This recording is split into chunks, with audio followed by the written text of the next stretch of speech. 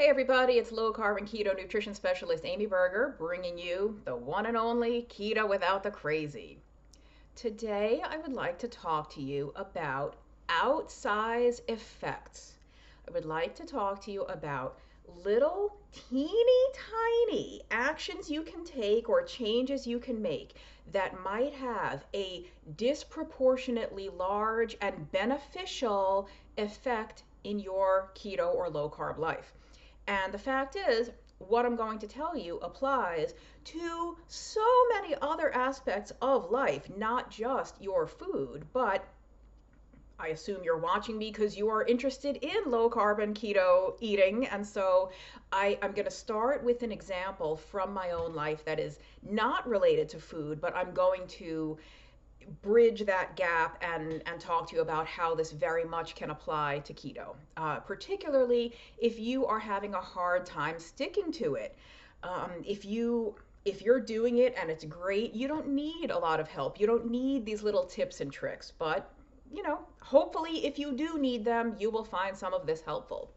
So, where do I start? You might notice that my background right now is different from, it used to be, actually, it's that painting hanging up in the back, that sort of sunset on the farm type image. And the reason I'm sitting somewhere else today is because I bought a new desk. Now, I live in a one bedroom apartment. One bedroom. So there's not an extra room for me to have an office. And for the past 3 years, my dining room table is my kitchen table, is my office, is my work desk. It's the one space right over there in the back that has tripled as the kitchen table, dining room table, and my quote unquote office, or at least my desk. And it worked well enough. I've gotten my work done. I wrote a couple of books over the last few years. Like, it got the job done, but I cannot tell you how how much I had to force myself to sit down and write. And the apartment's quiet. It's not that it was like noisy and distracting, but there was something about that particular space, just the logistics of that I just didn't like, and it really was unappealing. And just the thought of having to sit there for 2 hours or 4 or 8 hours and get a writing project done or get some kind of work done, it was so disheartening and so just unappealing. I didn't want to do it, and eventually I did. Like, eventually I could get over my own nonsense and my own procrastination and do it. But I kept telling myself that there's no room for a desk. Like, the reason I'm working there is because where am I have a one bedroom apartment. Where am I going to put an office? And I finally said to myself, what what can I do? What if I rearranged something? What if I moved things around a little bit? Like, how much space could I free up? And would it be enough to put a desk? Well, you probably know the answer to that question already, because I'm sitting at my new desk that I bought about three weeks ago, maybe a month. It's been at least 3 weeks. Just, a very affordable desk that I got from wayfair.com, and I put it together myself. We're not talking about some super fancy workstation, but it's big enough. And I have a laptop. I don't have a desktop computer, but a friend of mine convinced me to get the very large external screen, because if I'm writing books or I'm just writing a lot of articles, I don't want to be looking at my little lap. Like, this is my livelihood. So the desk is big enough, wide enough, large enough to accommodate all my stuff. I've got some personal trinkets on the side here. It's very nice. And people, I don't know if I can convey to you the magnitude of the improvement in my work life over the past couple of weeks since I started using this desk. It has been a monumental shift. And this is not, like, physically, it's not a big change, right? I'm like 20 feet from where I used to work back there. It's not like I moved to a new city or I'm in a new apartment. I used to work right over there. Now I'm over here.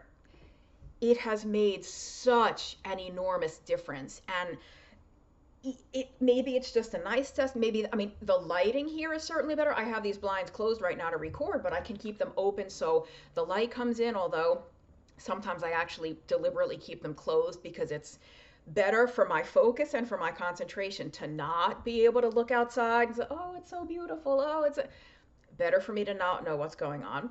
But it's been a game changer, friggin' game changing. Now, that might have something to do also with the fact that I'm writing a book right now about thyroid.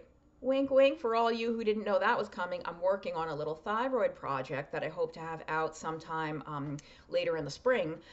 But, so, I mean, I have this project that I'm in love with, very passionate about, very engaged with, that I want to get up and write.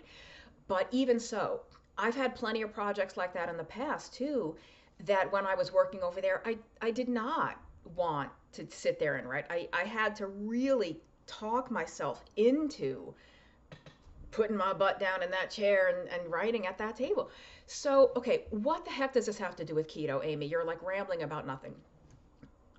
What in your keto or low carb life, what about your food could you make a teeny tiny change in that might have a dramatic and disproportionately beneficial effect on the other side?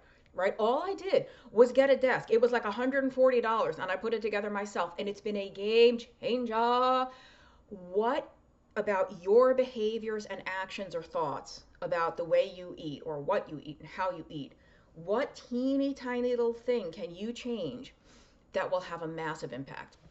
And I'm going to give you some concrete examples that have helped for me, and take them or leave them. This is like an idea buffet, right? Take bits of the ones you like, and anything you don't like, you just leave and ignore. But I think what you can take away is this general strategy, this strategy of whether or not any of the particular examples I share will help you, you can find your own examples. What is appropriate in your life and your diet that you can tweak that would really radically change things for the better. So, okay, first example, I noticed that, keto is not unlimited fat, right? That's actually one of the biggest roadblocks when people are having trouble losing weight on keto, is even if their carbs are nice and low, if you're mainlining mayonnaise and butter and avocados and oil and, sour cream all day, good luck losing weight. So many of us overdo fat. And I noticed for me that a lot of my added fat was coming in the form of condiments, things like blue cheese dressing, ranch dressing, even olive oil. Like, if you get a good quality, really peppery olive oil, oh, it's so good. I could put that on a spoon and oh, it's so good. I think old men in Italy like do shots of olive oil in the morning. It's like their secret fountain of youth weapon, right? Anyway, my point is a good quality. So I was getting lots and lots of extra fat that I really didn't even need. That fat wasn't filling me up any. It was just delicious and I didn't want to stop. And so what I did something really, again, teeny tiny thing. I'm going to show you a couple things that I bought. I bought these at the dollar store. It's this itty bitty little plastic cup. It's teeny tiny. And I mean, it's really chintzy, but they're not meant to be reusable, I guess. And what you can do is actually measure out 1 tablespoon or 2 tablespoons of dressing or guacamole or olive oil, whatever it is that you might be using that is a source for you of lots of extra fat or even lots of extra carbs, certain sauces, condiments, dressings, whatever. Actually measure it out, put it in your cutesy little cup, put this little cup on your plate or on the table near you and use it for dipping. And guess what? When that's empty, no more for you. And it's not a magical solution, because you still have to stop yourself when this is empty. Like, one bedroom apartment, I have to stop myself from walking the 10 feet to the fridge to get the bottle to refill, because that's easy. I could refill it. I have to prevent myself from keeping the bottle on the table. And I got these other little, so these are the little itty bitty plastic ones. Dollar store find also. This is it's bigger. This is like twice the size of those itty bitty ones. They're a little bit stronger plastic and they have lids. So you could even travel with these. I would suggest like putting a rubber band on it or something so it doesn't spill, but a sort of portion control. Does this, I don't know if this says what the actual size is, like, 3 ounces or whatever. No, it's just a cute little thing. And the other ones that I got these. These are reusable. I guess they're like silicone or some kind of rubber. You see, they're like soft and flexible. They come in different colors, but also just a little, fits in the palm of your hand. This little cute bowl that you could put your salad dressing, your nuts. If you're doing nuts, it's really easy to overdo nuts. Could you put your almonds into this little cutesy cup and you sit there on the couch and do your almonds, and when it's empty, that's it for you. Um, I know that seems silly. These cute little, like what are we, children? We're trying to gamify our eating. Listen, listen when I tell you. Nothing is silly. Nothing is ridiculous if it helps you. No action, no behavior, no thought is silly or dumb or embarrassing if it works for you. If it helps you to get where you want to go, there's nothing silly about it. It's not silly, it's effective, it's powerful. I mean, hello. So that's just one concrete suggestion is make it more fun for yourself. Just because we're not little kids doesn't mean we can't have fun with our food. And I know there's going to be a lot of other people out there who say, well, that is ridiculous, Amy, because we're adults and food shouldn't be fun and entertaining. Food is food, fun is fun, entertainment is entertainment. And then I don't necessarily agree with that. I have friends who would subscribe to that philosophy. I think if gamifying it, if making it cutesy and fun helps you, then it helps you. And another idea is to get, like, let's say you could even get, go to the home goods store or go to the dollar store and get the containers, the food storage containers that are like compartmented, and make it fun. If you want to put your sliced salami bits in one section, put that 1 ounce of macadamia nuts in the other section, put cheese cubes in the other section, cut up celery in the other.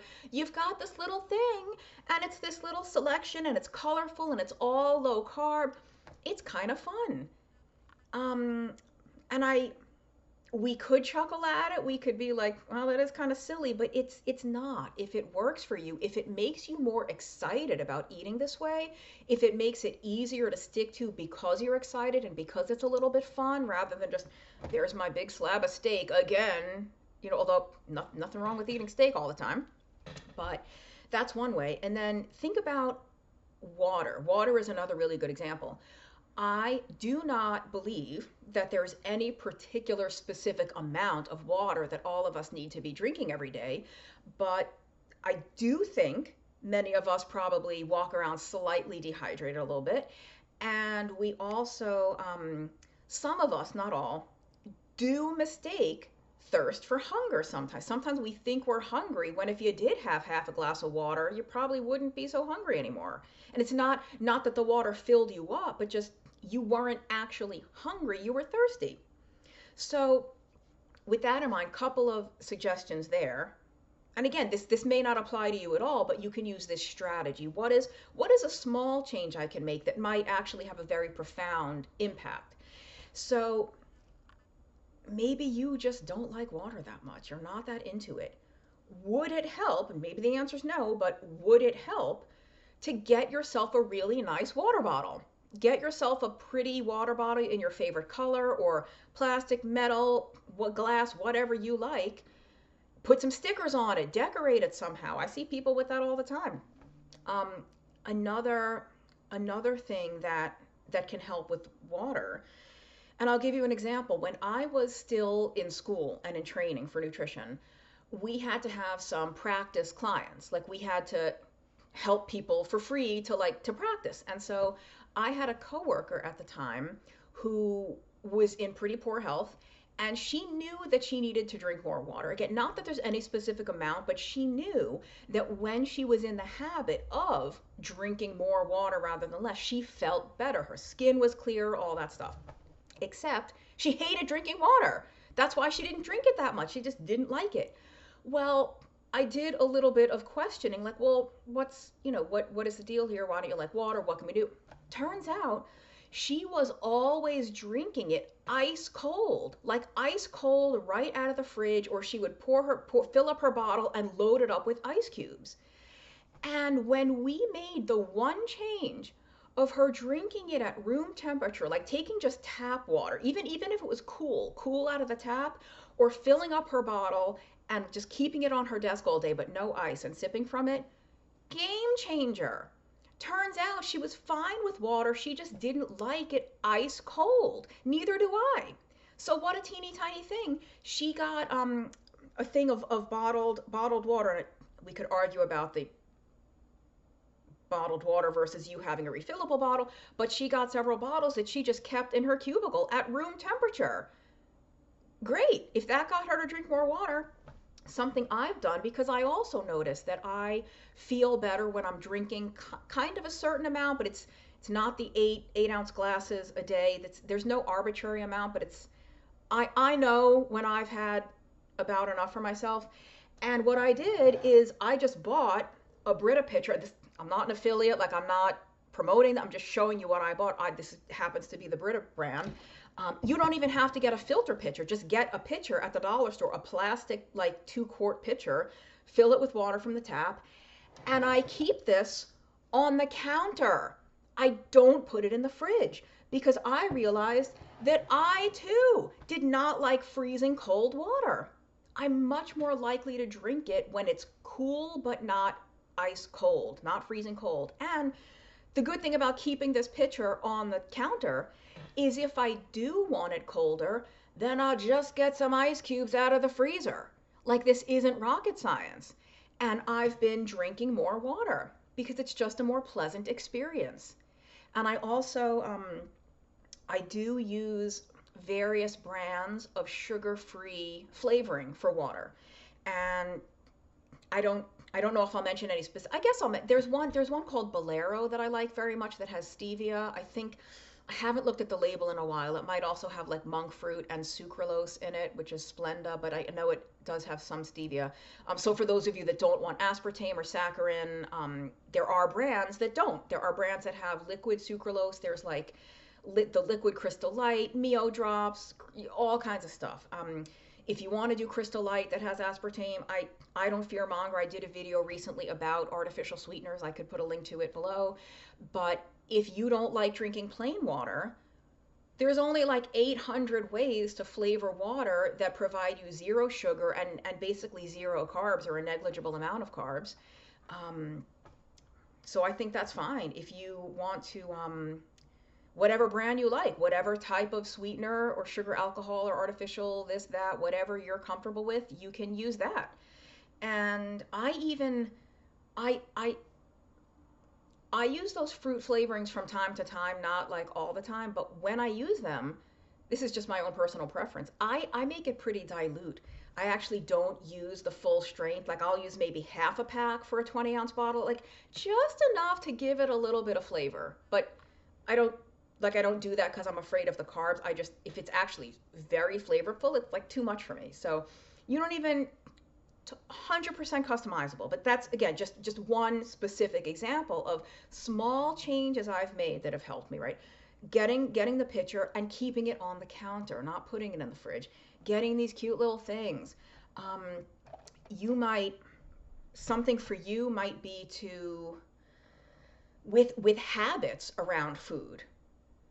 You could institute a rule for yourself, like you no longer eat standing up. When you eat, you're going to sit down like a civilized human, preferably at a table, like not in front of the couch, eating out of the bowl.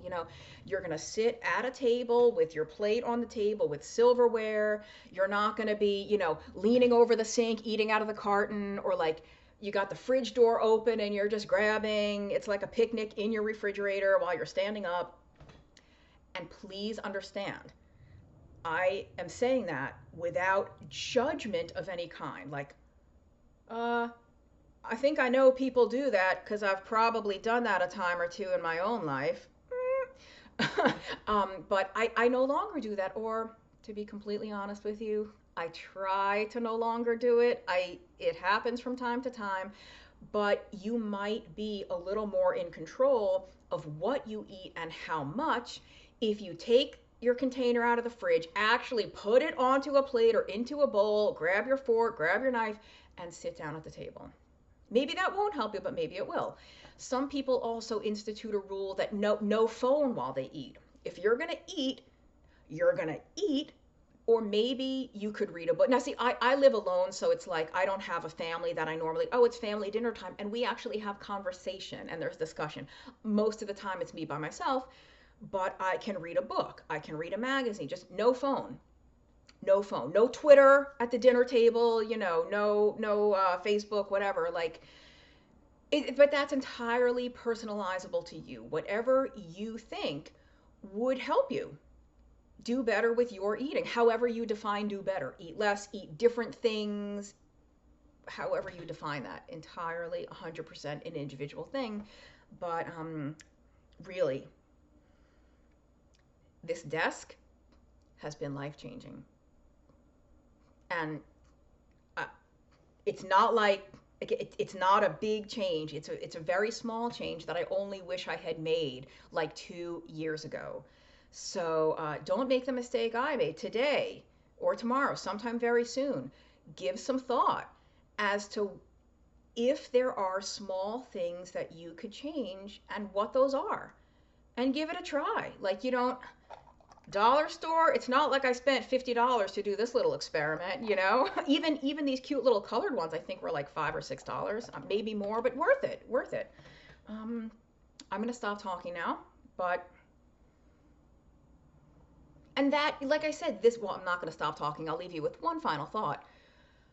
This applies to so much else in life, right? I started out with an example, my desk and my work, that has nothing to do with what I eat. So you could change very small things in your relationship with your spouse or significant other, in your own work life, your office, whether it's your actual logistics of your physical workspace, or how you think about your tasks at work, or how you think about your boss, or like household chores. How could I make vacuuming more fun? I mean, I happen to like enjoy vacuuming. I'm a weirdo that there's a handful of household chores that I actually enjoy and find really relaxing. Vacuuming and hand washing dishes are two of those. Dusting, dusting makes me want to smack somebody. So anyway, where in your life, whether it's your diet or not, could very, very teeny tiny changes make a radical difference? Just give it some thought. Thank you for watching. Check out all the links below. There's links to videos. I am on Patreon if you want to, share a little love with me. And I do consultations. If you're looking for private help, one-on-one help with keto or low carb, check out the consultation link. And I will see you next time.